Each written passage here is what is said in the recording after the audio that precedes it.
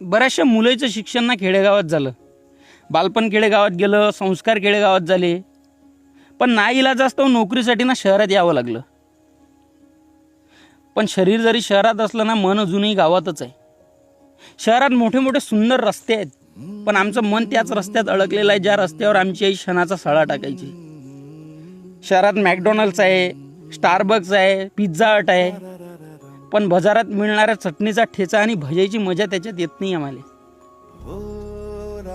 एका साईडला तुम्ही 500 रुपयाचा पिझ्झा ठेवा आणि एका साईडला आमच्या आईने केलेली चुलीवरची भाकर ठेवा, तुटून पडू आम्ही त्याच्यावर.